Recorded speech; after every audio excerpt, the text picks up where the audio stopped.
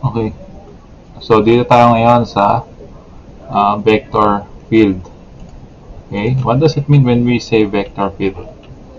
So, we have defined a vector field as a vector function of a position vector.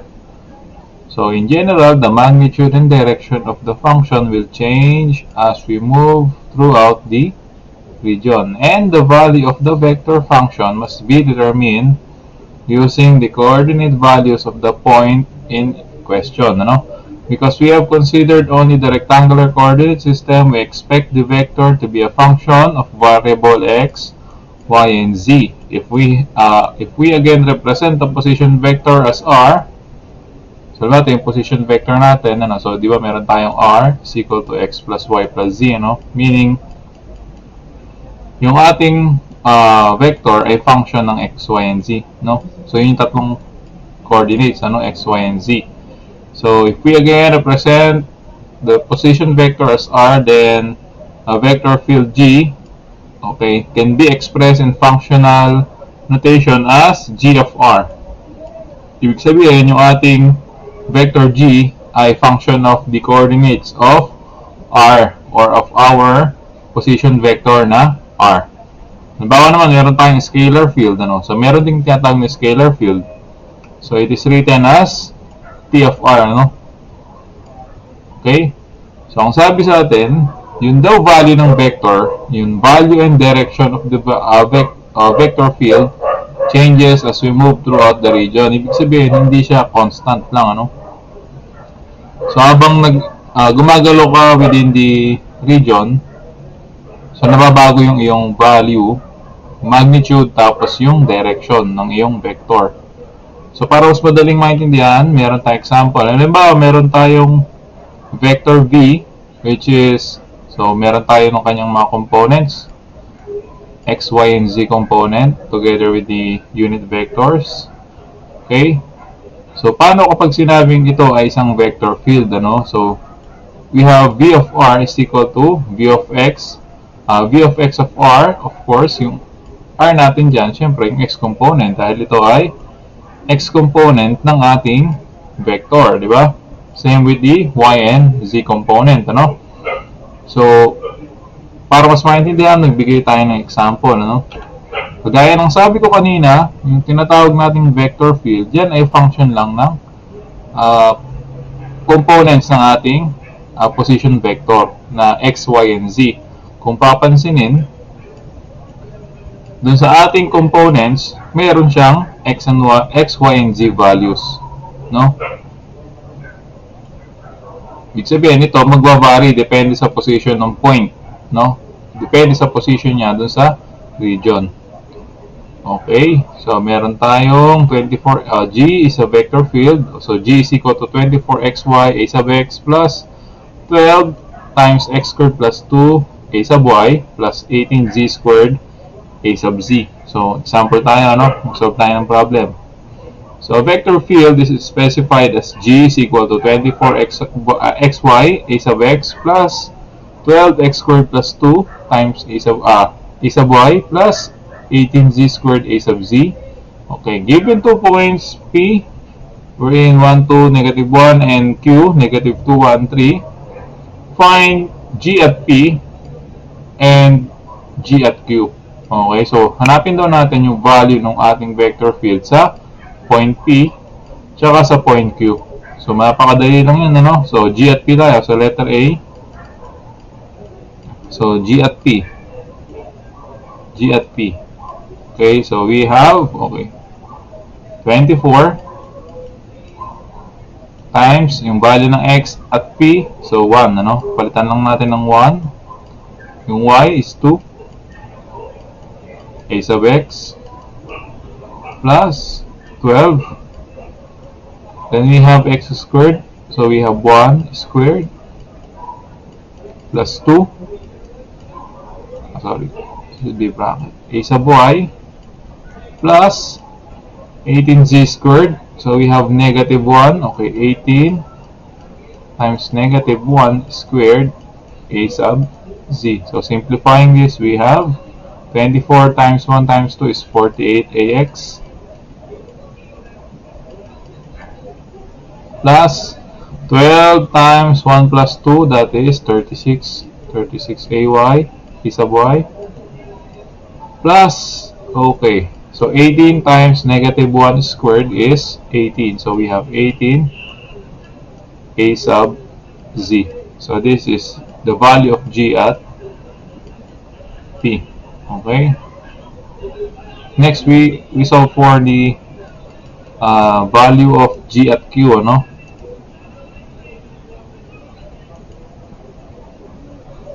Solve natin. So g at q tayo naman, ano? Same process lang din. Kunin lang natin yung ating g at q. Gamit yung ating unit vector field. So we have 24.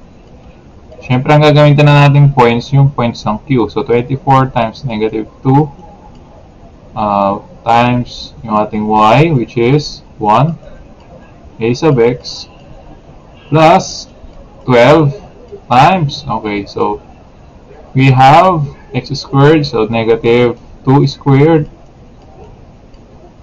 plus 1, okay, a sub y, plus 18 times 3 squared, a sub z. So simplifying this, we have negative 48 a sub x, plus, so this is 2 times 2, negative 2 times 2, negative 2, this is positive 4 plus 1, this is 5, times 12, this is 60 a sub y, plus, okay, so this is 3 squared, so 9, so 18 times 9, so we have 72, 7, 9, 196, 192, okay, so we have 192 a sub z. Okay, so sana malinaw sa atin yung part na yun, g at q. So yun yung ating vector field, so g at p and g at q. Okay, so next, let's have a dot product and cross product. Okay, so nung una, ang ginagawa nating operation is addition and subtraction lang, no? So dito, makikita natin kung paano nagmumultiply ng vector sa vector. Unlike dun sa ating unang discussion, pwede tayong mag-multiply. Yung karaniwang multiplication lang kung yun ay scalar to vector, di ba? Scalar sa vector, scalar to scalar. So dito, vector to vector yung pinag-multiply, no? Let's begin with the dot product. So given two vectors a and b, the dot product or scalar product, okay, is defined as the product of the magnitude of a, pansin na, magnitude of a, the magnitude of b, and the cosine of the smaller angle between them. So by definition, we have a dot, okay, the dot product of a and b is equal to the magnitude of a, magnitude of b, and the cosine of the smaller angle between them, ano? So halimbawa, meron tayong vector a tapos vector b. Okay, so kukunin lang natin yung length or yung magnitude, no? So magnitude lang kukunin, then syempre yung angle, ano, kukunin natin yung cosine ng angle sa gitna ng a and b. Ang sabi yung smaller angle, kasi ito angle din yan between a and b, pero ang pinapakuha sa atin is yung smaller angle. Okay, so yun lang, ano. So the dot or scalar product is a scalar as one of the names implies, ano. So pansinin, ano, the dot product or scalar product ang tawag sa kanya. So yung sagot natin dito ay scalar, ano. And it obeys the commutative law. So commutative law, ito yung baliktaran, ano. So a dot b is equal to b dot a. Okay, so for the sine of the angle does not affect the cosine term, the expression a dot b is read a, okay, the product, the dot product of a and b is read as a dot b, ano. So ba, meron kang ganito, dot product ng a and b, so binabasa siya a dot b. Okay, ganun lang siya, ano. Kanina ko pa pala nababasa ng a dot b. Okay, the dot product also obeys the distributive law. So paano yung distributive law natin sinasabi? And therefore, a dot b yields the sum of 9 scalar terms each involving the dot product of two unit vectors. So, sabi, it obeys daw the distributive law. So, halimbawa, meron tayong vector A tapos vector B. Then, we get the dot product. Okay? So, A dot B is equal to, okay, yung components ni vector A dot components ni vector B. So, nakikita yung operation natin, dot, ano? So, ibig sabihin ng distributive, okay, parang kung trinomial to trinomial. Didistribute mo lang, ano? Kaya lang, operation mo, halimbawa, ito. So, yan ang mangyayari dyan, A sub x, dot, B sub x, A sub x. Okay? Plus, yung susunod, A sub x, kaya log muna natin tuloy, ano? I-analyze muna natin isa-isa kung ano mangyayari. Kasi, yan sabi, each involving the dot product of two unit vectors. So, pansinin, ano? Dito muna tayo sa unang term, sa dalawa. So, mayroon tayong A sub x, A sub x, dot, B sub x, A sub x. So, apply natin yung formula, no? So, A dot B is equal to magnitude of A times magnitude of B cosine theta between them, ano? Since halimbawa itong ating components parehas na nasa A sub x, ano, or x axis. Halimbawa, di ba, ganyan tayo. Ibig sabihin, along x axis parehas yan. Okay. X component parehas itong kinuha natin. Kaya meron tayong, okay, kung ito, apply natin dito sa formula na ito. So, yung ating X component, so we have A sub X. So, alam natin na ito ay magnitude na. Di ba? So, kaya isa-set aside lang natin yan. Then, we have A sub X dot A sub X. So, ito yung mahalaga, yung unit vector. Okay, so ito, kung a-applyan natin, ito, isa-set aside natin kasi magnitude na yan eh. Since naka-breakdown na sila into components, x, y, and z components. Itong unit vector ngayon, dapat ang maintindihan natin dito. So, kung ito ipapasok natin dito, so we have the magnitude of A sub x. Alam natin, yung magnitude ng A sub x or ng unit vector ay equal sa 1. Therefore, ang mahalaga na lang nating makukuha, since dalawang component yan, A and B, so parehas na 1 ang magnitude niyan. So, we have A sub x, B sub x, then yung 1 na lang parehas to, di ba? So, we have 1 times 1 times yung cosine between yung ating unit vector. So, parehas yan na nasa A sub x. So, halimbawa, ito yung yung A sub x ng yung A. Tapos, sabihin natin, nandito rin yung x component ng iyong B o vector B, ano? So, ibig sabihin, kung panaglalay sila sa isang axis, there's no angle between them. Okay? There's no difference in angle, ano? So, ang angle nila will be equal to 0. So, we have cosine 0. Okay, angle between two same unit vectors is 0. So, kung 0 ang angle sa pagitan nila, so ano mangyayari? So, cosine 0 is equal to 1. Okay? So, ang matitira, so we have A sub x, B sub x. So, yun yung nangyayari, ano? Take note, kung ano yung kinalabasan dun sa same unit vector, kung parehas silang x, y, or kung parehas silang x component, ano, or parehas na unit vector x. Yun ang mangyayari, ang matitira lang yung kanilang mga magnitude na ay product ng kanilang magnitude. Ngayon, kung yun ang nangyari, so sa makatwid, lahat ng kukunin natin na mayroong same unit vector, kagaya nung z, ano, halimbawa ito, A sub y, di ba, kapag distribute natin to, so, ayun. Meron siyang kaparehas ng unit vector sa kabila. So, kapag umabot tayo sa dot product ng part na yon, ang kalalabasan lang yan, kagaya nito. So, we have A sub y and b sub y. Same lang with z component. Therefore, ang magiging conclusion natin dyan, basta same yung component, same axis na component, or same unit vector, you have this kind of answer. Okay? Matitira lang ay yung magnitude. Ngayon, anong mangyayari dun sa magkakaiba? Para hindi tayo magsulat ng mahaba na ano.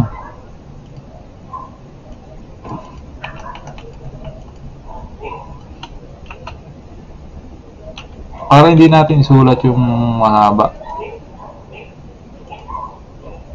Okay?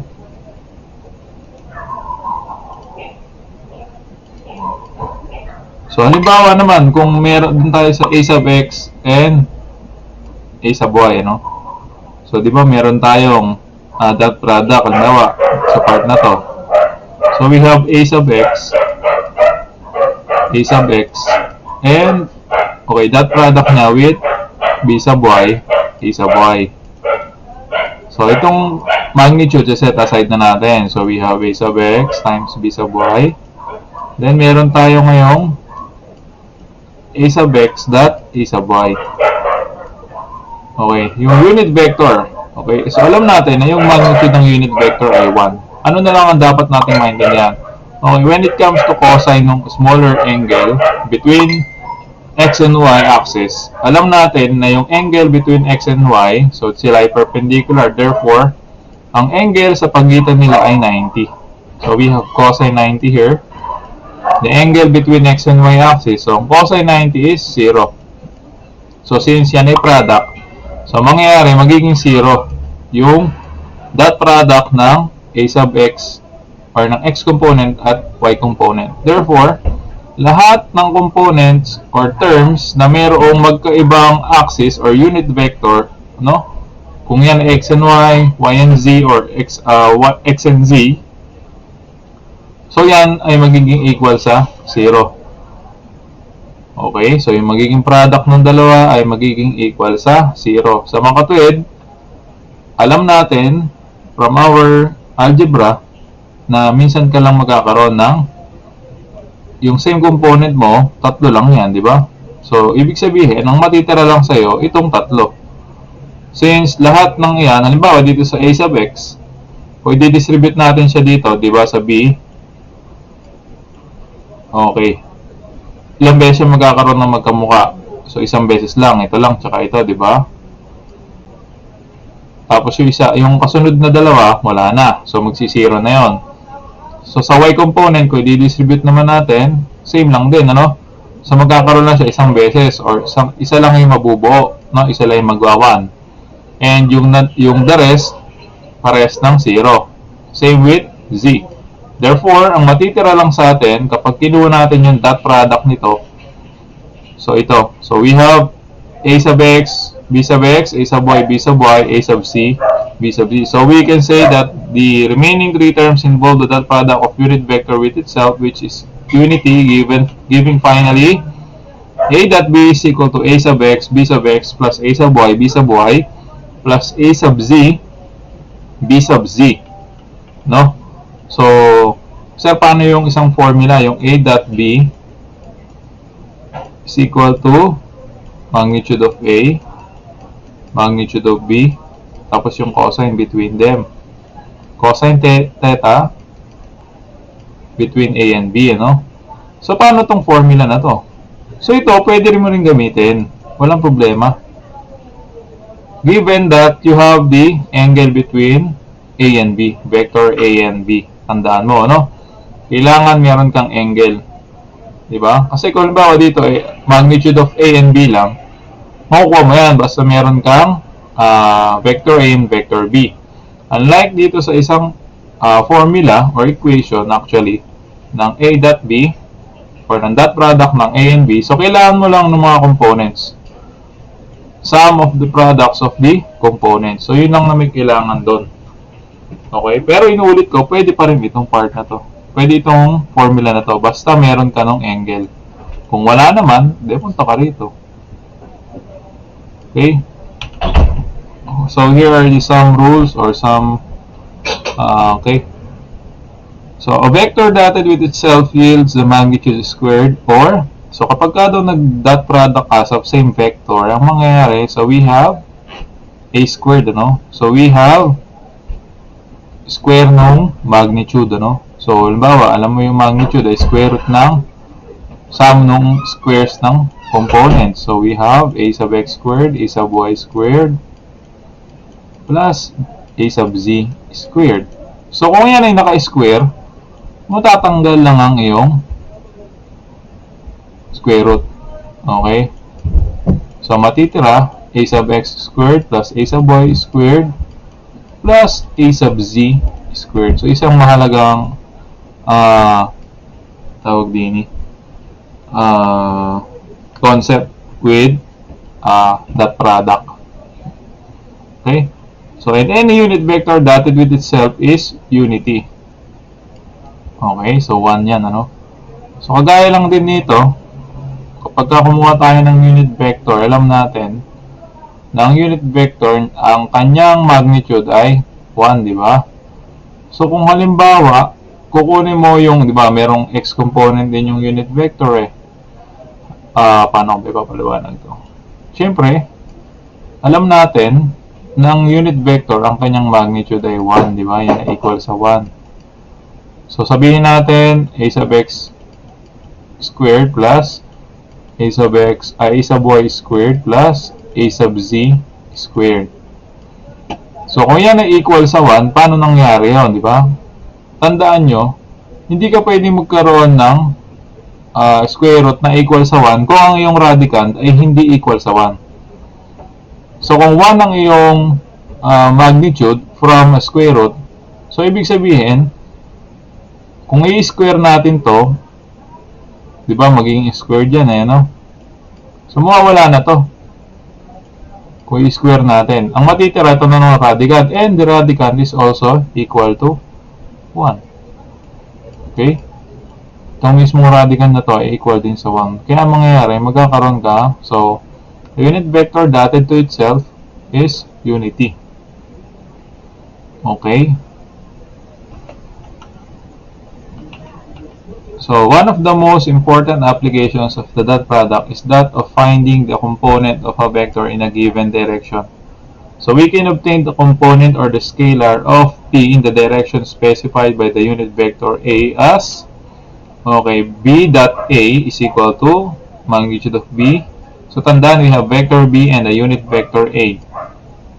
Vector b, magnitude of b, times magnitude of unit vector a, times cosine theta b between b and unit vector a is equal to, okay, nawala yung magnitude ni a. Kasi alam natin, yung magnitude ni unit vector ay 1. So, matitira na lang is magnitude ni b cosine theta between b and a.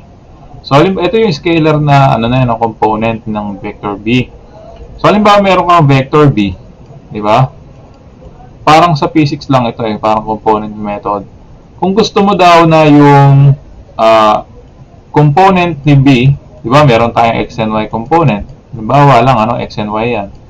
So, kung gusto mong kunin yung component ni b, okay, x component ni b, so you're going to multiply, or you're going to get the dot product of vector b and unit vector a.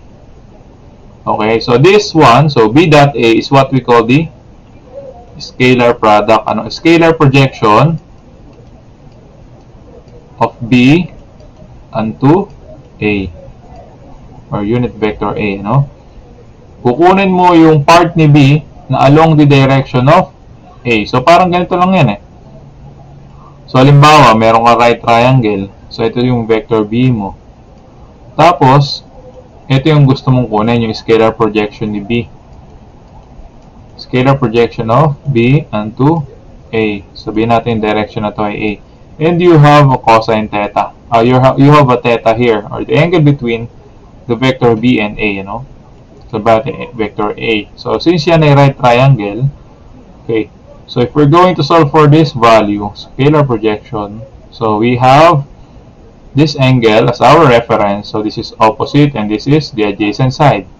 This is the hypotenuse. Okay, so we can use the properties of right triangle, ano, yung trigonometric function. So we have cosine theta, so between B and A, is equal to adjacent over hypotenuse. So we have scalar projection of B onto A all over, okay, so magnitude of B. So bakit magnitude na lang? Siyempre, ang kailangan natin dito yung length na niyan, ano? So magnitude tayo dyan.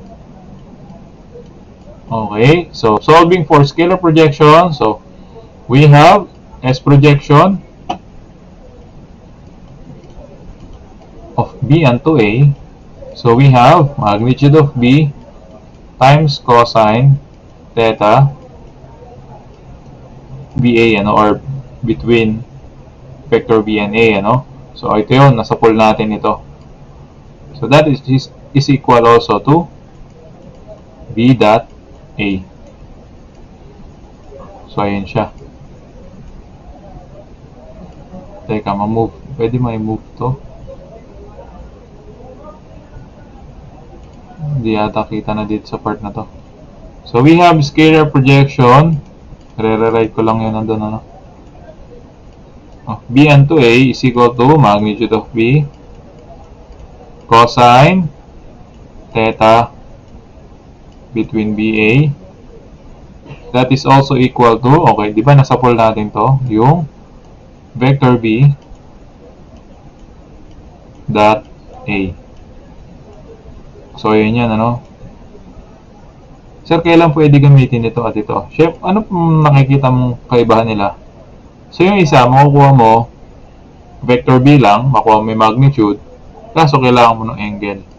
Basta may given na angle between B and A, or kung saang vector mo gustong dalhin, yung scalar projection, pwede mong gamitin tong formula na to. Pero kung wala, so at least meron ka nung unit vector na A, so pwede. Ito.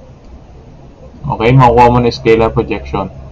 So isa pang dapat natin tandaan, so sa scalar projection, so the sign of the component is positive if the angle between B and A is between 0 to 90, ano? So kapag yan ay nasa 0 to 90 ang iyong angle between them. So magkakaroon ka ng negative kapag ka between 90 to 180 ka, no? Yung angle between two vectors mo. Halimbawa, itong vector ang makuha mo. So yan, kitang-kita, yan ay greater than 90 degrees. Between 90 and 180. So magne-negative lang naman ang yung scalar projection. Okay, so yun lang yun.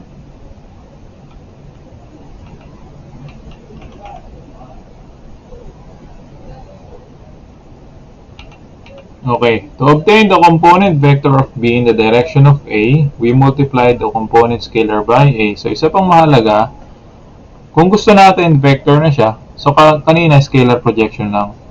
So ngayon, kung gusto daw natin na vector component na siya, or vector projection, so we're going to multiply the dot product of B and A with unit vector A. Tandaan, multiply lang, hindi dot product, ano?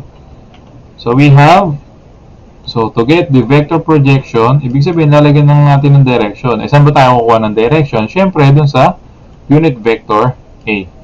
So if we have B and A, okay, vector projection of A, of B onto A is equal to scalar projection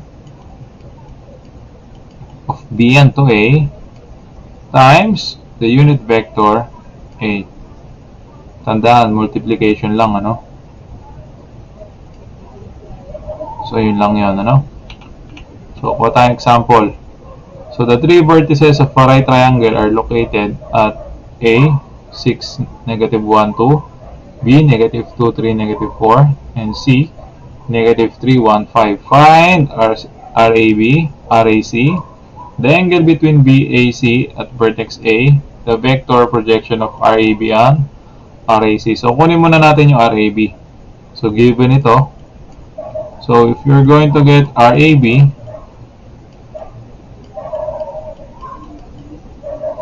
syempre, so we need to subtract B by A. So, we have B minus A. So, x component natin. So we have negative 2 minus 6 a sub x plus 3 minus negative 1. So magiging positive a sub y plus negative 4 minus 2. So we have a sub z. Okay, so this will be equal to negative 8 a sub x plus 4 a sub y minus 6 a sub z. So yun, meron ka ng RAB. Vector RAB. So next is the vector RAC. Ano? So kung kukunin mo yung vector RAC, so you get the C minus A. So we have C, okay, so negative 3 minus 6 a sub x plus 1 minus 1, so plus 1 na to, magiging positive, negative, negative, ano? So positive 1 a sub y plus a sub z. Okay, so C minus A, Z component, so we have 5 minus 2 a sub z. So we have negative 9 negative 9 a sub x plus 2 a sub y plus 3 a sub z. So meron na tayong RAC, ano? So next thing to do is to find the angle between BAC. Halimbawa, ito yung triangle mo. So tatlong point natin, ano, i-plot natin para maganda. So una, we have 6, negative 1, 2. So 6, negative 1, tapos tumaas lang ng isa. Tumaas ng dalawa. So we have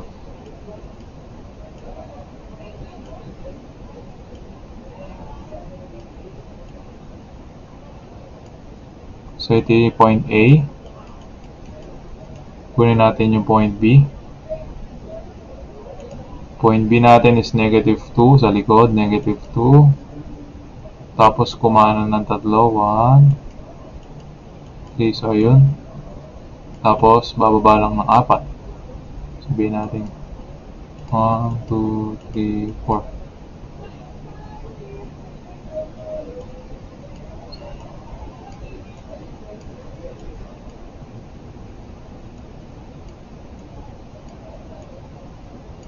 Okay, so ayun.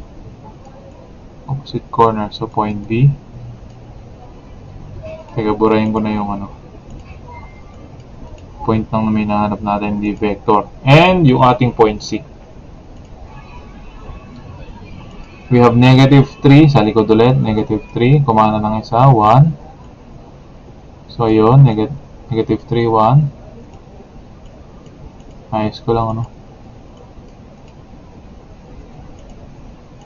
Negative 3 tapos 1 tapos tumaas na 5 1, 2, 3, 4, 5. Okay, so gawa lang tayo na ayun siya, then okay,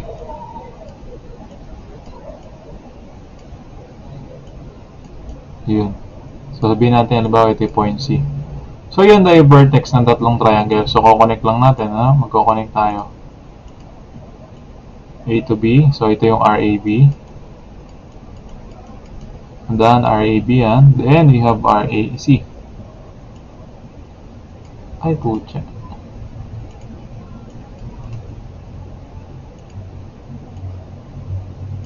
Okay. Tapos ito. Pangit lang drawing, pero ito yung RAC.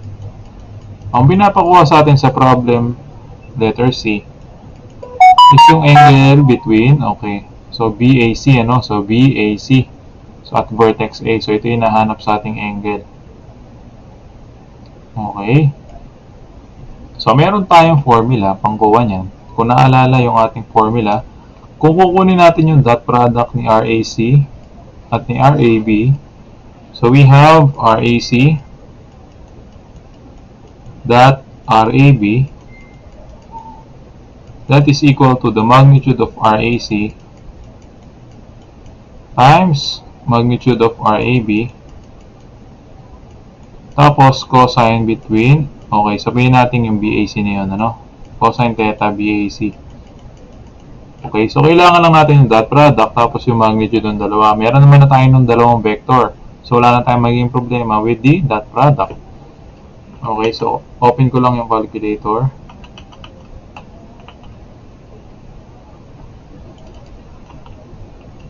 Okay. So ipakat muna natin, ano? So kunin natin yung dot product ni vector RAC and RAB, ano? So that product will be equal to, okay, the product or the sums of the product of each components, ano? So para kay RAB or RAC, so we have negative 8, tapos negative 9. Pansinin yung sign, ano, kasama plus y component, so 4 times 2 plus negative 6 times 3. Okay, then equal sa magnitude nito. Kunin natin yung magnitude nito para mas madali. So magnitude ng RAB is equal to, okay, so magnitude nyan, we have negative 8 squared plus 4 squared plus negative 6 squared. So we have, okay, calculator. So negative 8 squared plus 4 squared plus negative 6 squared. So that will be equal to 2 square root of 29, ano? So we have 2 square root of 29 or units, or that is also equal to 10.77. So para mas madali, so i-save natin tong sagot na to as the magnitude of RAB. Then magnitude tayo ng RAC. So magnitude ng RAC, that will be equal to square root of, okay, so negative 9 plus 2 squared plus 3 squared. So we have, run natin sa calculator, so we have negative 9 squared plus 2 squared plus 3 squared. So we have square root of 94 units, or that is also equal to, pwedeng decimal din na gamitin, so 6.695, ano? So we can use 9.7. So 9.7 units. Okay? So pwede na natin ngayon ipasok dito. So we have magnitude of RAC, so we have square root of 94. Yan ang gamitin natin para masakto, no? Then square root of, okay, so 2 square root of 29 as the magnitude of RAB. Then cosine theta BAC. Then next, so we're going to divide both sides by this. Ang ititira lang natin yung cosine theta BAC. So run natin sa calculator. So isa-save ko lang to. So we have, so negative times negative, this will be equal to negative 72. Sige, ilagay natin sa ano, negative 8 times negative 9 plus 4 times 2 plus negative 6 times 3. So tandaan natin, mahalaga yung sign, ano? Okay, then we have square root of, okay, product ng square root of 94 times 2 square root of 94. So pwede rin naman gamitin mo yung nakasave, yung A and B, no? Sinave natin kanina. So now we obtain So we have 31 over 94. So cosine, okay, so 31 over 94 equals cosine theta BAC. So paano natin solve ngayon yan, ano? Pwede na naman naka-decimal. Pero since masakto yan, di yan yung gamitin natin, ano? So we apply inverse cosine, ano? So to solve for the theta, so theta BAC will be equal to inverse cosine ng 31 over 94.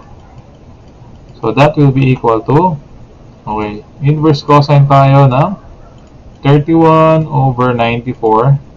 So that will be equal to 70.74, ano? 70.74 degrees. So yun ang angle between RAC and RAB. So ang hinahanap sa ating kasunod is the vector projection of RAB on RAC. Tandaan natin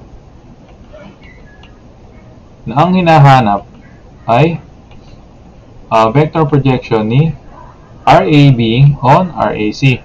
So yung huling problem or huling item sa problem ay vector projection ni RAB kay RAC. Okay, so that will be equal to, so vector, okay, vector RAB times unit vector or dot product niya kay RAC, unit vector RAC, tapos i-multiply natin sa kanya yung unit vector RAC, no? Dot product and unit vector. So dito pwede naman natin gamitin yung scalar projection, ano? Kaso kailangan mo pang mag unit vector tsaka mo kukunin yung dot product. So since meron naman na tayo ito, kukunin lang natin yung unit vector ni RAC, mas madali. So ating RAC is negative, okay, RAC is equal to negative 9AX plus 2AY plus 3AC. So to get the unit vector, the unit vector, so unit vector RAC, so di-divide lang natin to ng kanyang magnitude. So we have 9AX plus 2AY plus 3AZ. Then we divide it by its magnitude ng RAC, so square root of 94. So ganun lang. Then we multiply again this. Okay, so yung RAB natin, wag na muna nating kunin yung decimal para mas exact yung sagot. So we have RAB, kopyahan ko lang ulit. So we have 9AX. So RAB is equal to 8AX, so negative 8AX plus 4AY minus 6AZ. Okay, so now let's apply the dot product. So dot product natin ngayon, okay. So dot product daw ng RAB tsaka ng unit vector RAC. So we have the dot, okay, x component. So we have negative 8. Negative 8 times negative 9 over square root of 94 plus, okay, so 2, okay, so 4 times unit vector, okay, so we have 2 over square root of 94 plus negative 6 times, okay, so negative 6 times 3 over square root of 94. So ito siya ngayon. Tapos i-multiply natin ngayon yung unit vector na to. Okay? So we have, ulihin ko lang ha.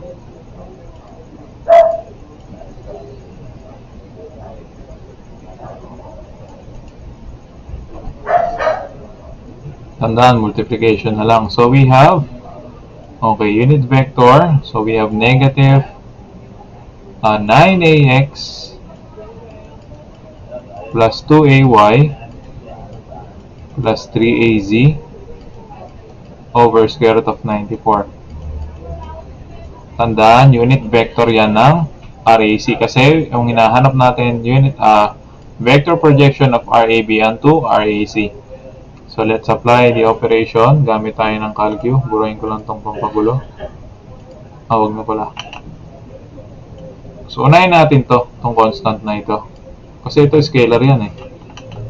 Tapos i-multiply lang natin dito. Okay, so we have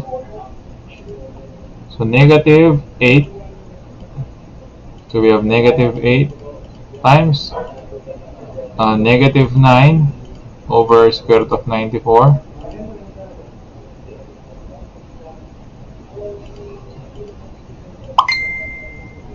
Teka, ba't ba inano ko pa? Mga fraction pa ulit. So we have negative 8 times negative 9 over square root of 94. Okay, plus 4 times 2 over square root of 94 plus, so negative 6 times 3 over square root of 94. So we obtain 31 square root of 94 over 47. So pangalan natin okay sa C. So save natin sa C. Then ito ngayong value na to, yun yung i-multiply natin sa bawat component nitong unit vector na ito. Okay, so try natin ano. So we will have the vector projection of RAB onto RAC. So solve natin. So we have alpha C para hindi na mahaba yung ita-type times negative 9 over square root of 94. Mamaya papakita ko parang mas madali para hindi kayo puro square root. So you have negative 279 over 47. So pwede rin naka-decimal isa x, pero i-suggest ganito muna para masakto yung sagot. Para pagdating sa dulo pare-parehas tayo. Then alpha C lang ulit times 2 over square root of 94. Okay, so we have 62 over 47. So plus 62 over 47 a sub y plus 3. Okay, alpha C times 3 over square root of 94. So we have 93 over 47 a sub z. So ito ngayon yung ating vector projection ng RAB onto RAC, ano? So pwede naman kunin mo yung decimal, walang problema. Okay, so halimbawa ito, yung 93 over 47 mo, dilagay mo 1.979. So we have 1.979 a sub z, diba? Then yung isa 62 over 47. So pwedeng 1.319 a sub y. Tapos ito, so we have negative, so 279 over 47. So you have 5.936 5.936 a sub x. So yun yung decimal na answer. Kapag hindi naman siya indicated sa tanong kung decimal siya, kung decimal form ang gusto, pwedeng ito na, walang problema. Okay?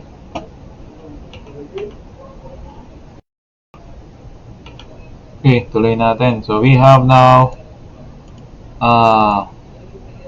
cross product. Kanina dot product, ngayon cross product.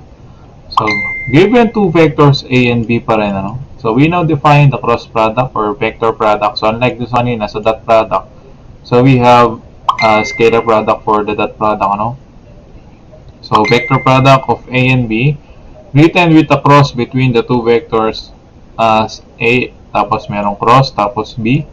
So, siya ang base sa kanya, A cross B, So, alam ba, meron kang vector B, tapos vector A. Okay, so kung kukunin mo yung cross product niya, so you have A cross B. Okay. The cross product A cross B is a vector. So, tandaan, vector yan, So, the magnitude of A cross B is equal to the product of the magnitudes of A and B, and the sine of the smaller angle between A and B. So, halimbawa, meron kang vector B tapos vector A. Tapos, merong angle sa pagitan nila. Kung kunin mo yung kanilang cross product, okay, so yung magnitude ni A times magnitude ni B times yung sine ni, halina cosine, ganyan, sine naman, Sine ng angle between them. Tapos, meron tayo ngayong, okay, A sub n. So, this should be A sub n. So, this should be A sub n,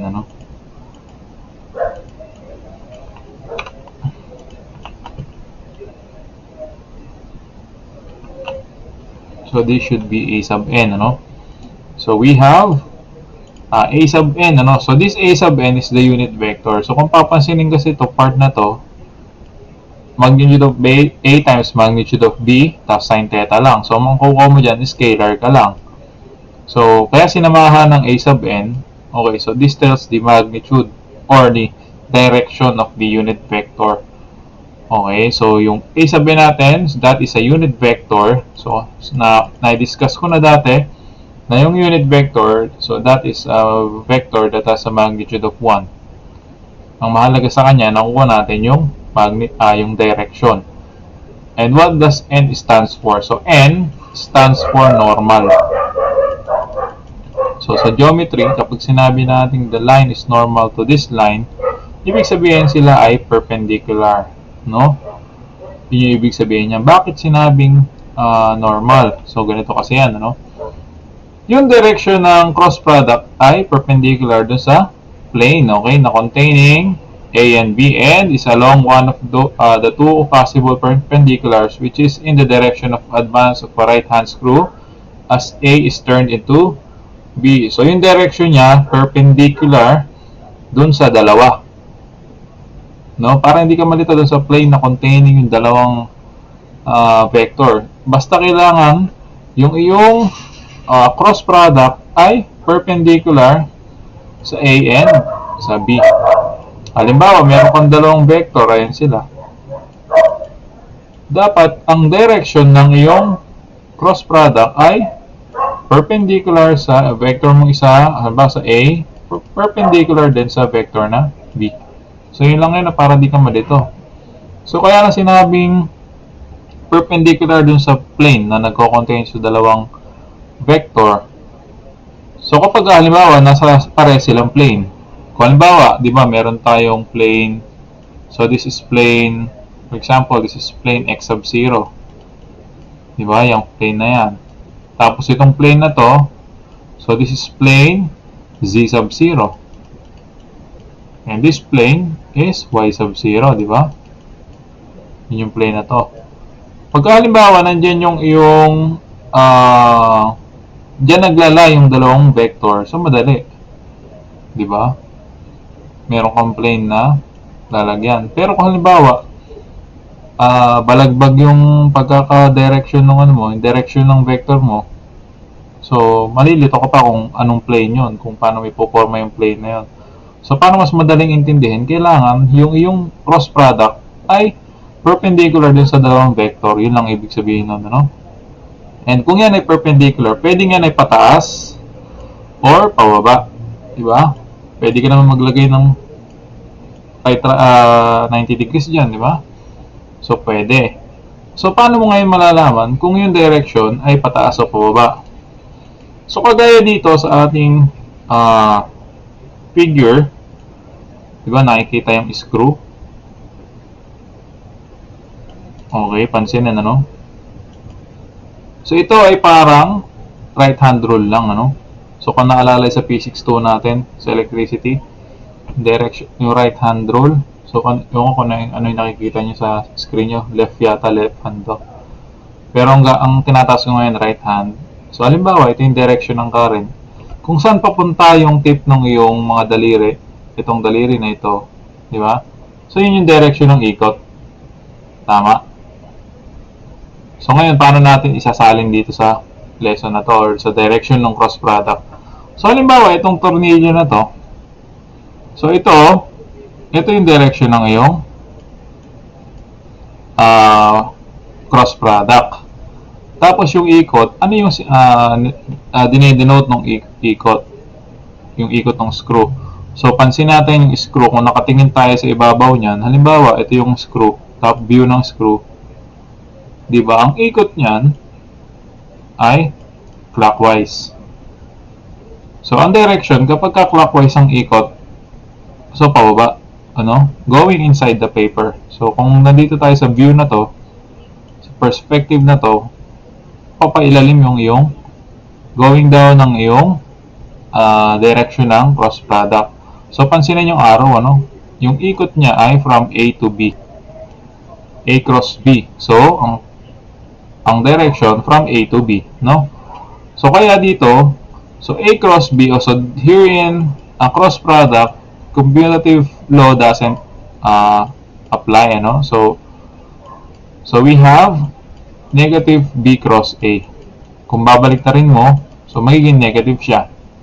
Ibig sabihin, bawa, A cross B. So, ang direction niyan, mula kay A papunta kay B, no? Yun ang ikot ng iyong arrow, ano? So, kung halimbawa, ang orientation niyan, ito yung A, ito yung B, at meron kang A cross B, so pataas. So, magiging ikot mo ay counterclockwise. At kung ang ikot mo ay counterclockwise, tignan mo yung daliri mo. Tignan mo yung kamay mo.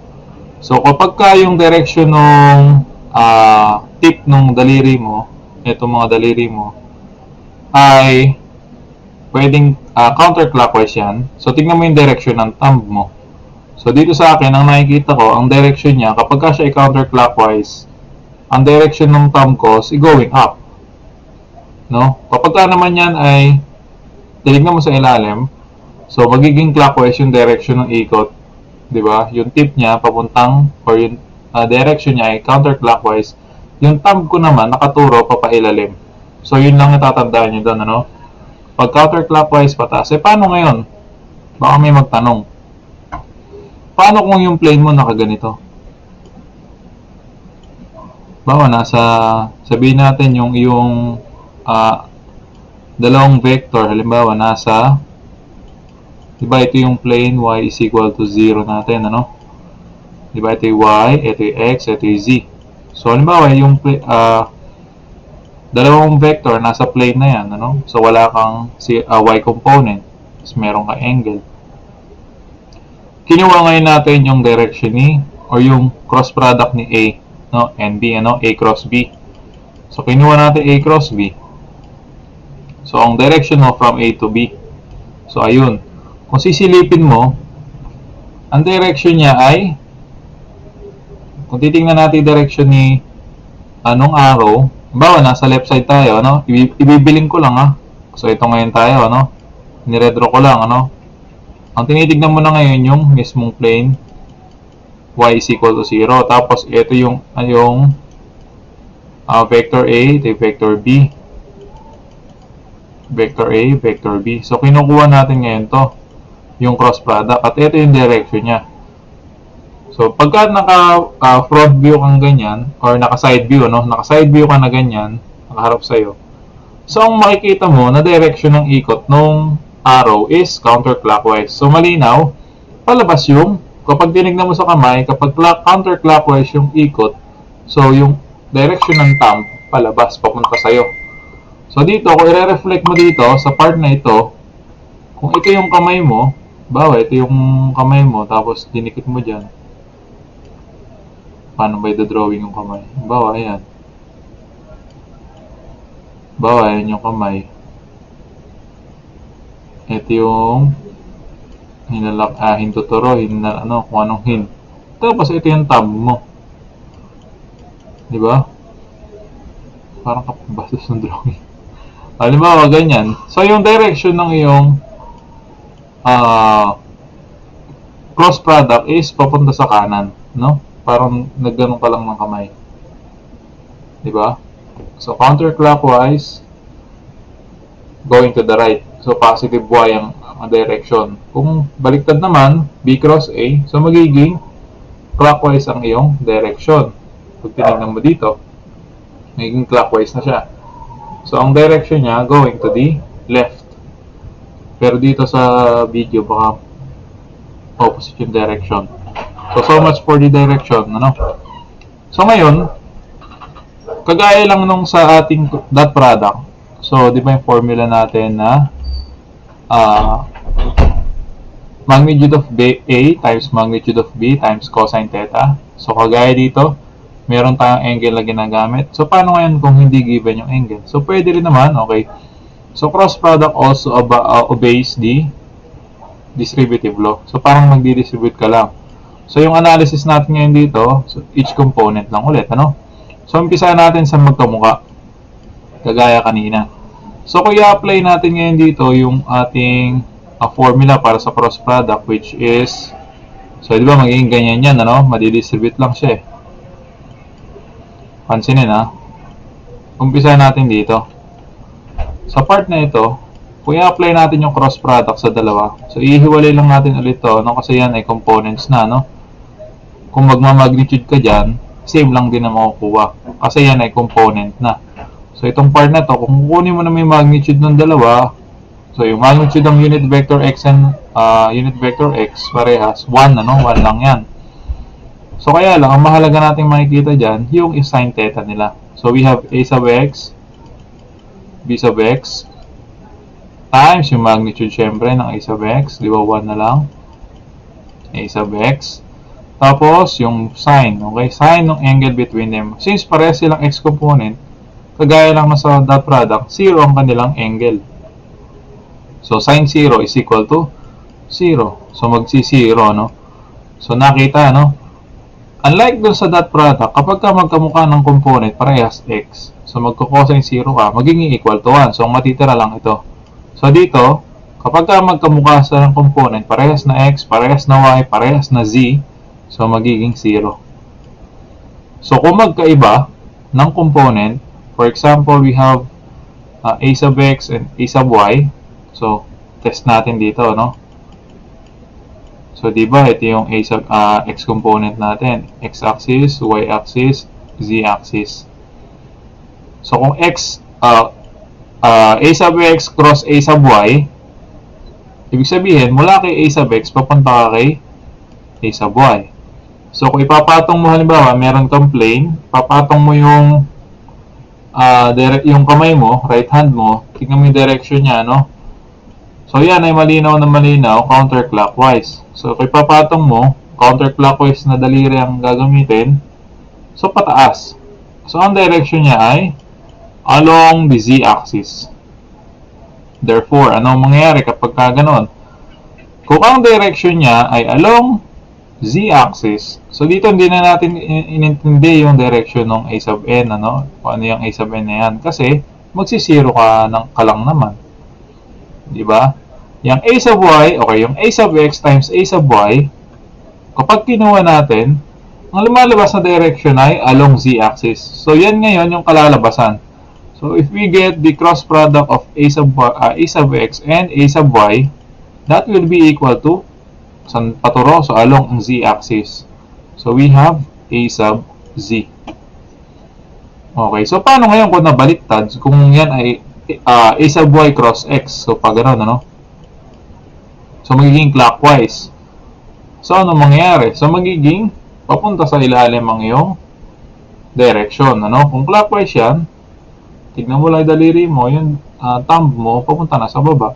So, magiging Kung yan ay a sub y cross a sub x, yan ay magiging negative a sub z. So, ito yung mahalagang notation nating nakuha. Okay, so ito yung mahalaga. So, kagaya dito.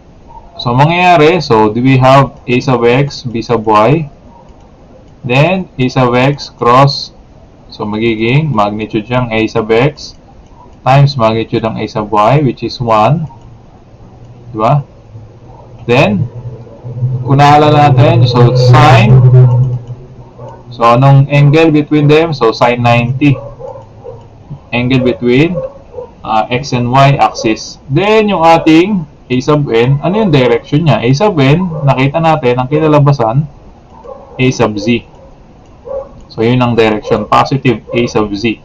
So, ang mangyayari, so this is equal to 1, also this 1, 1, and also this 1. So, mawawala na to because they are all equal to 1.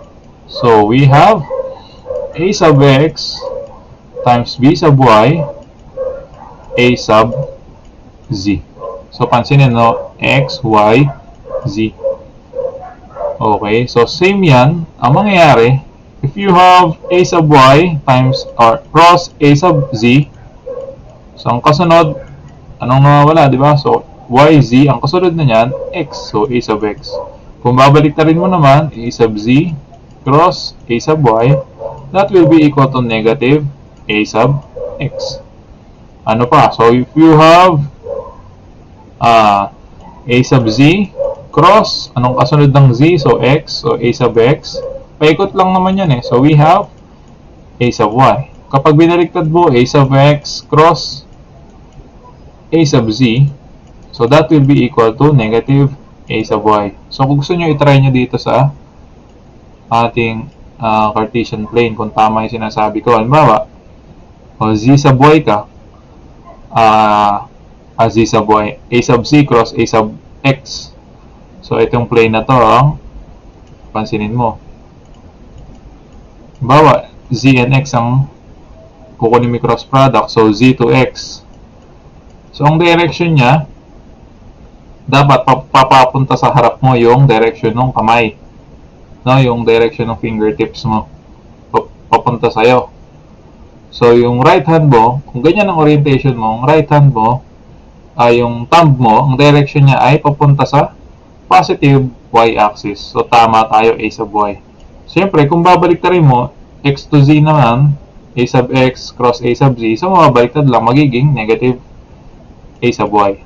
So, i-test nyo sa sarili nyo para maintindihan nyo. So, kung mawala yung mga magkakamukhang components, so we have now, so yung z mawawala rin. So, we will obtain this one. Okay, so paano nangyari yan? So, balik tayo dito. I-erase ko lang lahat, ha? Paano ba ito? Screen. Okay. Pen. So, mawawala na yung magkakamukhang component, y and z. So, tapos itong part na to, magkaiba. So, di ba, yung itong part na to, x and y, yan ay magiging a sub z na. So, we have a sub x, b sub y, a sub z. Then, this one, x and z. So, baliktad, ano? Dapat yan ay z and x. So, magiging a plus a sub x, b sub z, times, okay, so negative a sub y. Okay? So, di-distribute lang natin to. So, positive magiging negative. Na positive times negative. So, magiging negative itong part na to. Then, ito naman, a sub y and, okay, so, y cross x, ano? So, baliktad din. So, magiging plus a sub y, b sub x, then, ito, baliktad. So, dapat xy, tapos yung kasunod, z, di ba? xy, z. Ganun lang naman yung flow niyan, ano? So, ang ito, magiging negative a sub z. Okay, then ito, magiging 0 na to, wala na to. And itong part na to, so, plus, so, a sub y, b sub z, So, y, z. So, tama ng order, ano? X, y, z. Ang kasunod, a sub x. So, magiging a sub x. Tapos itong part na tayo dito. So, we have plus a sub z, b sub x, then zx. So, tama ng ano, no? X, y, z, x, y, z. So, zx ang unawala, y, ano? Ang kasunod niya. So, we have a sub y. And then, lastly, ito. So, we have a sub z, b sub y, tapos zy, ano? So, baliktad. So, dapat yan, yz para maging ano, no? So, kaya magiging negative a sub x. So, di-distribute lang natin. Ko-combine lang natin yung like terms. So, pansinin ano yung mga x components. So, ito. Tapos ito. Kaya lang, merong negative. So, mangyayari pagsasamahin natin. So, a sub y times b sub z minus, itong part na to, magiging negative na yan. So, we have a sub z times b sub y. So, kulong natin sa parenthesis. Then, a sub x. Plus, yung y component. So, unahin natin isulat yung positive. So, ito, a sub z, b sub x, minus, itong part na to, a sub x, b sub z. So, ito naman ay hindi kinakabisa. Then, a sub y. Pwede palang kabisahin pang nalilito ka pa. Pero tatandaan mo lang yung ano eh, no? Yung pattern. Kung x component, so yz, tapos zy. So, sa sign, kapag nakaayos ka ng ano, pagkakasunod-sunod, or yung sequencing, hindi positive ka. Kapag reverse, so negative. So, taas dito naman, teka, baka din na nababasa. So, itataas ko. So, we have z component, yung positive muna. So, ito yung una-una, x, a sub x, b sub y, minus a sub y, b sub x, sana nababasa pa, a sub z. So, ito lang din yan. Ano? So, ito yung pwede natin gamitin para kunin yung cross product. Kung wala tayong angle between vector A and vector B. Okay. Then, pwede rin siyang syempre naka-matrix. No? Paano nangyari yan? Ano? Kasi merong positive and negative. Ano? So, parang meron ka lang x and y. X, y, and z actually. Diba? Kung tatlo yung tawag din eh, variable, parang ganun lang yan. So, yung mga pababa, syempre positive, diba? Tama? So, paano natin kukunin to, no? Yung determinant. Sabihin natin determinant. So, we have, okay, rewrite lang natin yung first two columns. A sub x, then b sub x, tapos a sub y. Pagka nalimutan mo yung pagkuwang ganon, try mo to. Ito yung pangkuha mo, mas madali. Sa unang diagonal, okay, puro pababa. Okay, so we have a sub x times a sub y, b sub z, a sub x, so positive siya, no? A sub y, b sub z, tapos a sub x, ayun. Then, a sub y, a sub z, b sub x, so zx, y, positive din, ano yun, no? Zx, y. Susundan lang, ano, wag pagpapalitan. Then, a sub x, b sub y, then a sub z, so ito yun. Okay, kapag naman kinuha natin yung mga pataas na diagonal, so b sub x, a sub y, a sub z. So ito, ano? B sub x, a sub y. So ito yung component na yon, and a sub z. So negative, ano? Tapos itong part na to, yan, kung nasusundan, b sub y, tapos a sub z. Sorry, itong part na to. B sub y and a sub z. So ito, b sub y and a sub z. Tapos a sub x yung tinumbok. Kaya yun, nag-negative. Kasi, pataas na diagonal na siya. Diba? Then we have b sub z, a sub x, and a sub y. So ito. So b sub z, a sub x, and a sub y. So kung i-rewrite natin, ito ngayon siya, no? Kulong muna natin. So we have yung mga pababa, ulitin natin para mas maintindihan. Maganda kasi ito pagka nakalimutan mo yung formula na yan. Kaya mong solvein ulit. So, first two columns lang ulit, a sub x. Re-write lang natin. Then, we have a sub y, b sub y. So, unang diagonal.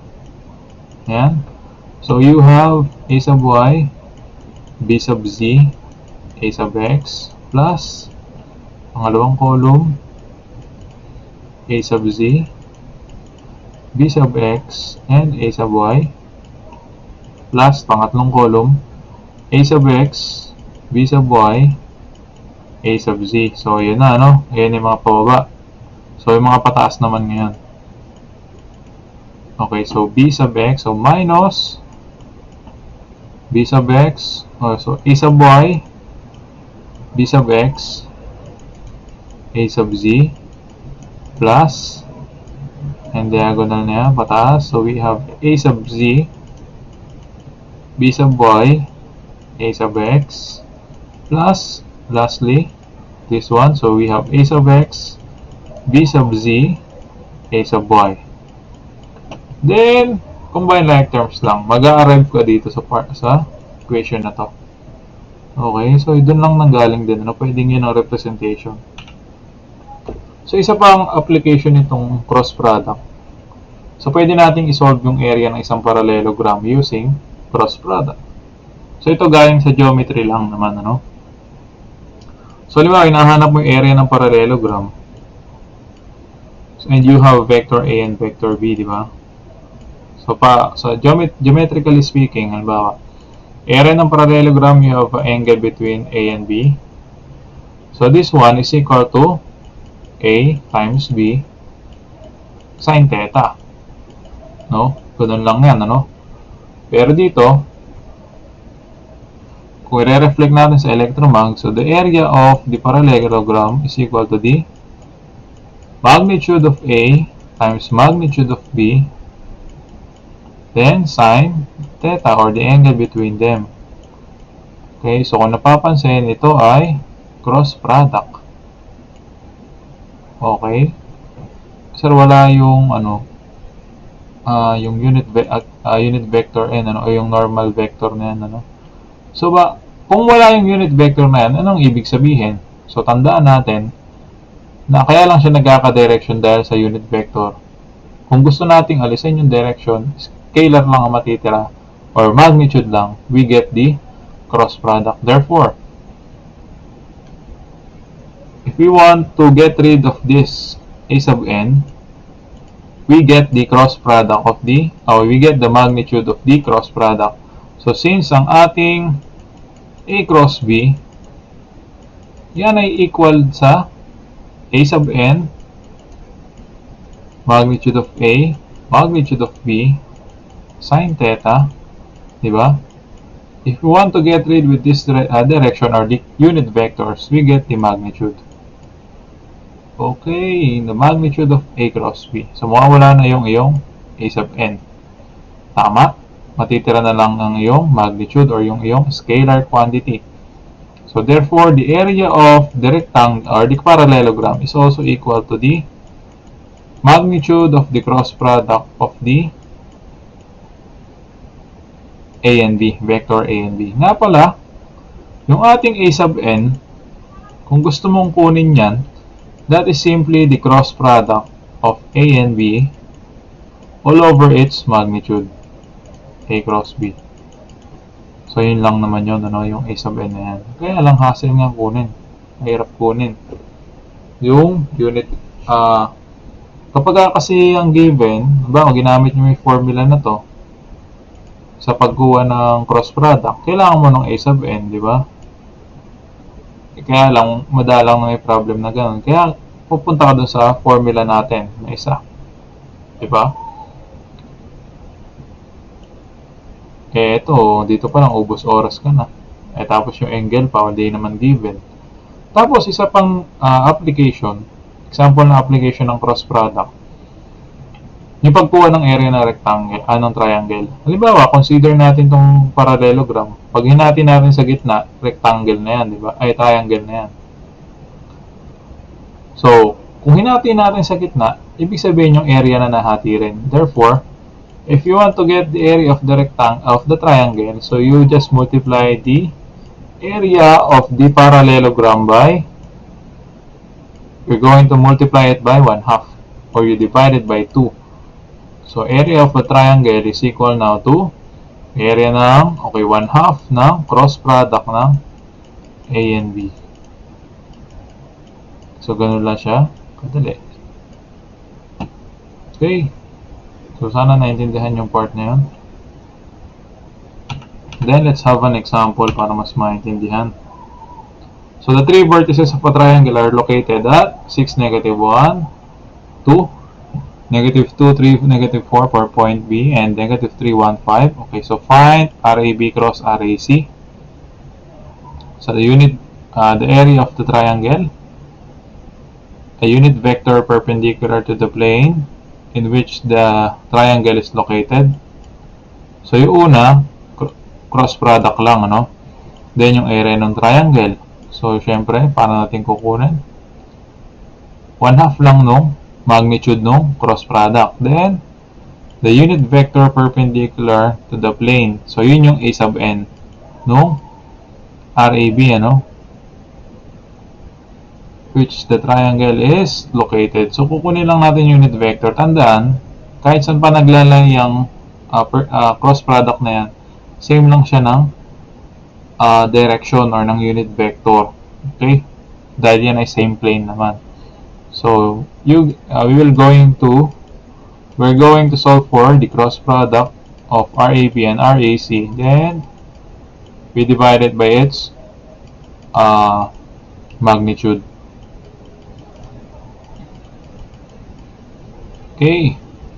So kunin natin yung ating RAB tapos RAC.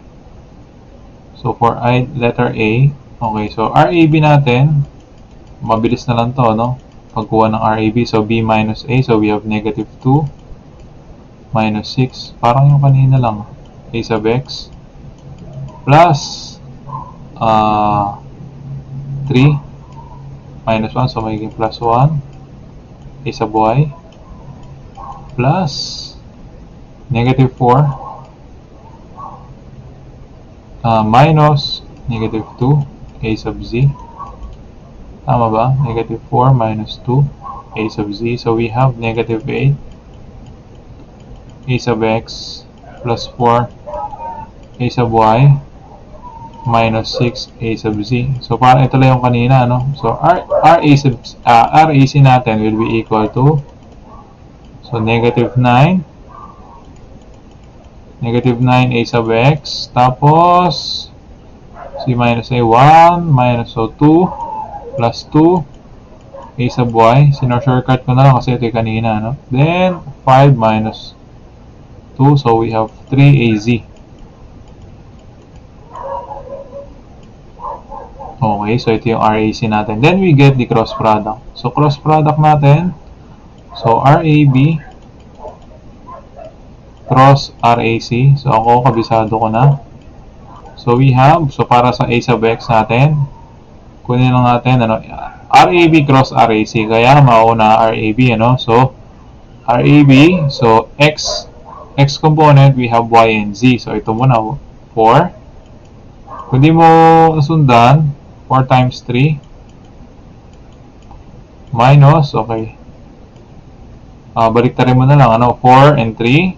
Then, ito, Z and Y, no? So, we have -6 and +2. So, this is A sub X. So, para sa Y component naman, so, Y component, so, ang positive dyan, ZX, ano? So, we have -6, Z component ni RAB, times -9. So, mas maganda siguro sinulat ko, ano, para nasundan. Teka lang, re-write ko lang yung part ng formula. Wait lang, ha. Keep. Copy natin dito. Yun. Para nasusundan nyo. Ako kasi kabisado ko, syempre. Kayo. Okay. So, tuloy natin, ano. So, yung ating una, so, A sub Y, syempre, ang A sub Y natin, yung RAB. So, ang A sub y niya, so 4, di ba? And yung B sub z, so 3. Ayun, tama. Minus A sub z times B sub y. So, z component ng RAB, so 6, negative 6, ayan, ano? Tapos, y component ni B, which is yung RAC, so we have 2. So, tama yung ginawa ko. So, dito naman, z component ni RAB, so we have negative 6. Ang A natin ito, this is our A, and this is B. Tama? Para susundan tong formula. X component niya is negative 9. Tandaan, sinasama yung sign, ha? Negative 9 minus X component is negative 8 ni A. Tapos, Z component ni B is 3.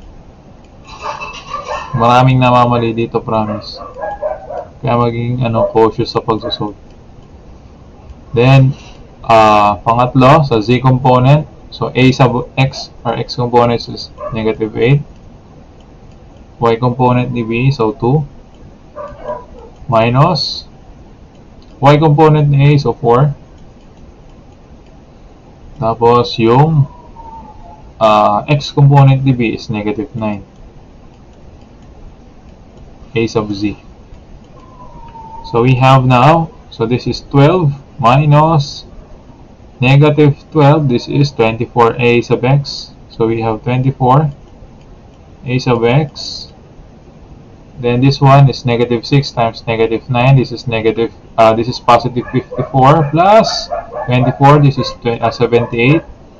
So 54 plus positive. So ito negative negative. So magiging positive 24, di ba? So we have 78 A sub Y plus, okay, tingnan natin to, ano?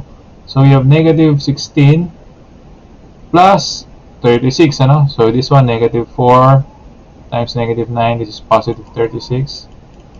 So we have negative 16 minus, or negative 16 plus 36. We have negative A times 2, we have negative 16 plus 36. That is equal to 20 A sub Z. So ayun. Nakuha natin yung cross product ni RAB and RAC. So ngayon, so since meron tayo ng triangle, halimbawa ito yung triangle natin, di ba? Kahit di na natin i-plot. Ito yung RAB. Ito yung RAC. Gusto mo ngayong kunin yung angle, ay yung tawag din yung kanyang area ng ng triangle. So kahit wala ka nito, di ba? The area of a triangle is equal to 1/2 times the magnitude of the cross product of at least two sides. Okay? So, kunin natin ngayon, ano? Kunin natin yung magnitude ni RAB. RAB cross RA. Nantok na ako. RAB cross RAC. Magnitude. So, that will be equal to the square root of 24 squared plus 78 squared plus 20 squared. So, that is equal to 40 point something. Ayun. So, square root of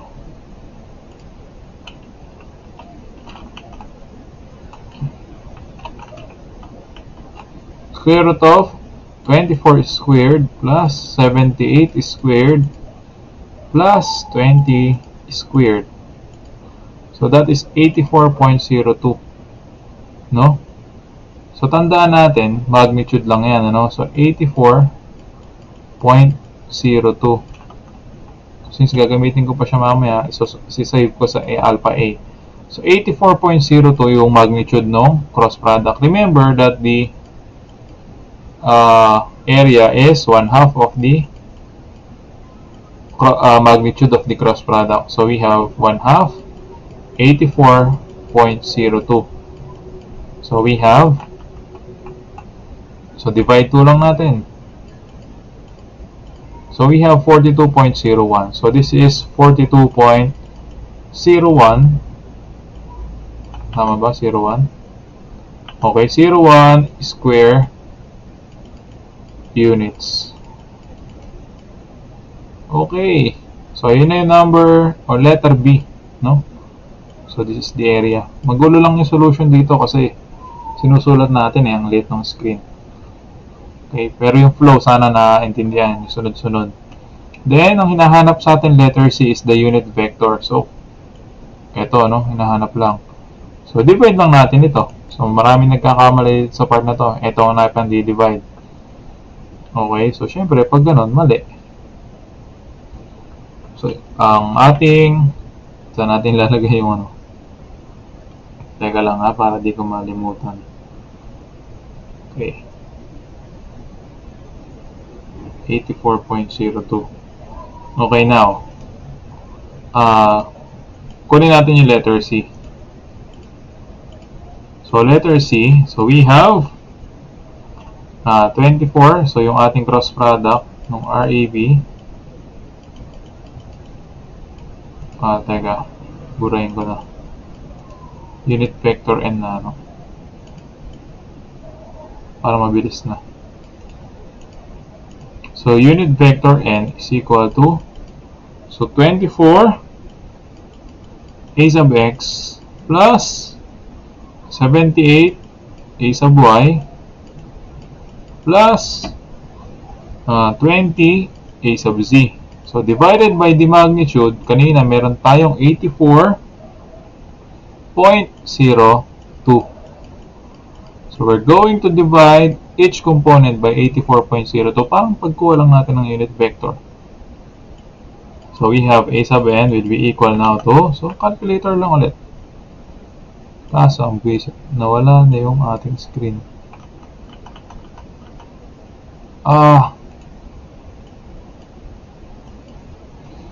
Nawala yung screen. Saan kaya? Teka. Dito na lang. Mag-new screen tayo. New slide. Then, solve natin. Ulit. Tsaga lang. So, we have C. So, we have A sub N is equal to 24. A sub X plus 78 A sub Y plus 20 A sub Z divided by 84.02. Okay, given that, so solve natin sa calculator, may hiwagang calcu. Yung ating magnitude, alpha A yan, di ba? So, ayun. So, we have now 24 over alpha A. So, that is 0.2856. So, 0.286 na lang, ano? Alpha A sub X. Check natin kung tama, no? Shift store X natin. Ayun. Plus, so 78 over alpha A. So, we have 0.9283. 0.928 alpha Y, A sub Y plus, so 20 over, ayun na, sagot pala. Save natin para ma-check. Shift store Y. Okay, so we have 20 over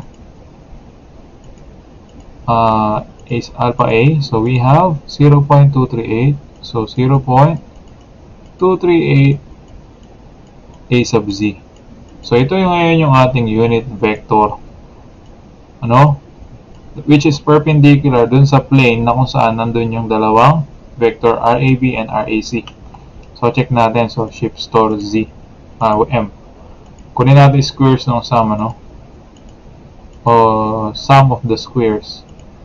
Alpha Y squared plus alpha M